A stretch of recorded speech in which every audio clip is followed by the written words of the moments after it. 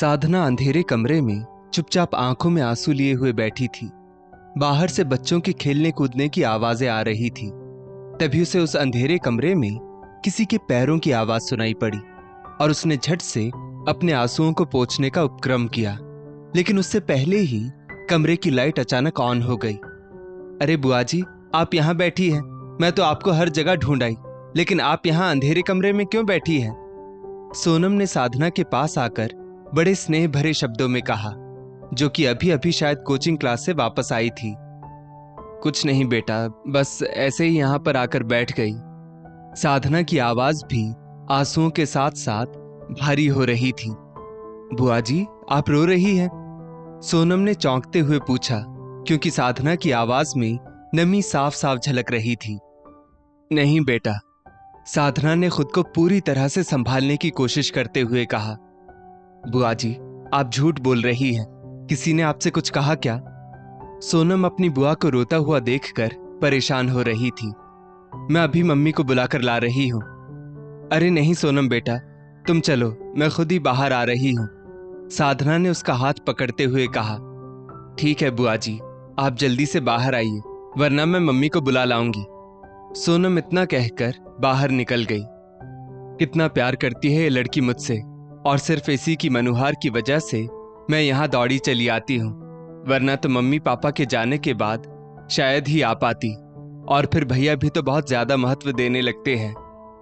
शायद यही उसकी भाभी अनुपमा की चिढ़ का कारण बन जाता है। वो नहीं चाहती है भाभी के शब्दों पर ध्यान देना, लेकिन वो कभी कभी इतने गलत शब्द बोल देती है कि दिल में एकदम से चुभ जाता है।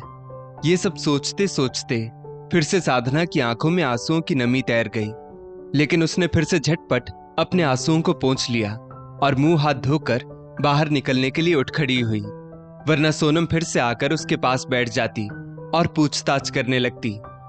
दरअसल साधना के मम्मी पापा उसकी शादी के 2-3 साल बाद ही थोड़े थोड़े अंतराल से भगवान को प्यारे हो गए। साधना और सलिल दोनों ही इकलौते भाई बहन थे, इसीलिए दोनों में प्यार कूट कूट कर भरा था।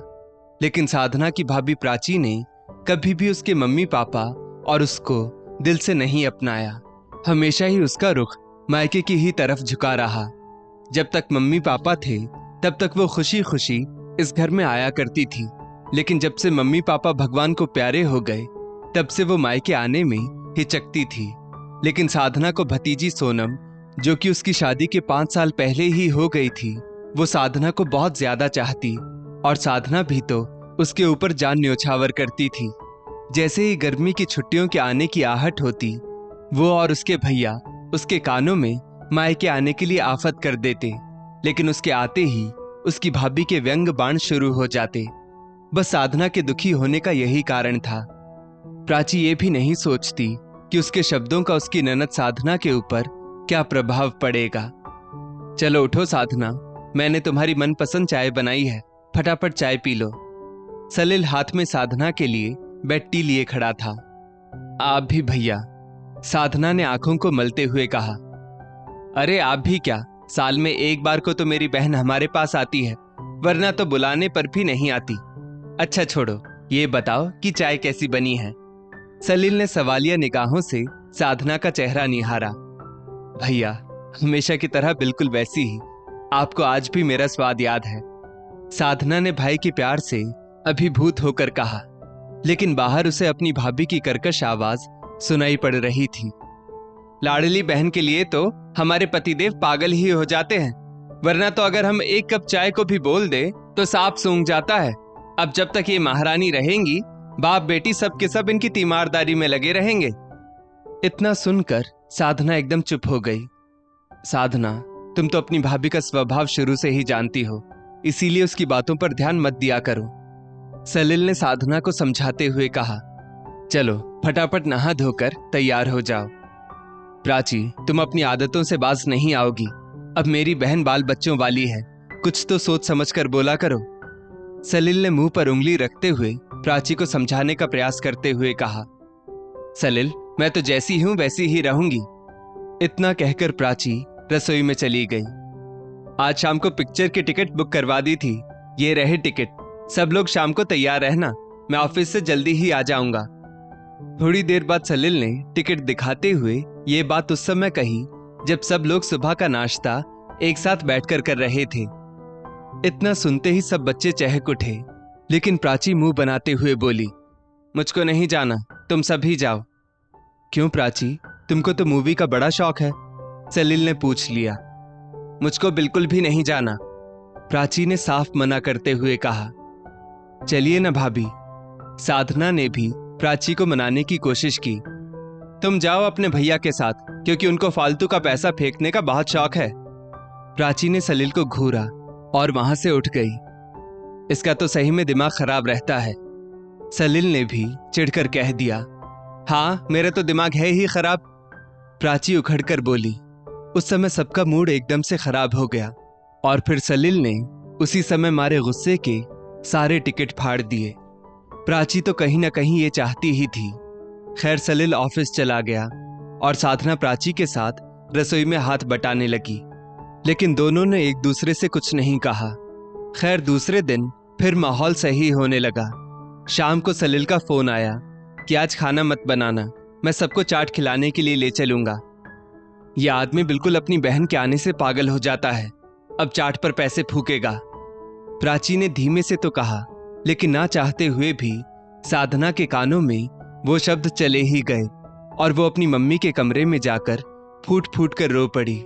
लेकिन थोड़ी ही देर में सोनम वहां पहुंच गई। साधना जब हाथ मुंह धोकर बाहर आई तो प्राची चाय बना चुकी थी। साधना, चाय बन गई है, पी लो। हालांकि तुम्हारे भैया जैसी तो मैं क्या ही बनाऊंगी, लेकिन फिर भी पी लो, प्राची ने बेरुखी से कहा। भाभी, ऐसे मत कहा करिए, मैंने कभी किसी चीज में आपकी बुराई की? साधना ने थोड़ा दुखी होकर कहा। भाभी, मुझे आप लोगों से कुछ भी नहीं चाहिए, न मेरी किसी प्रकार की चाहत या लालच है।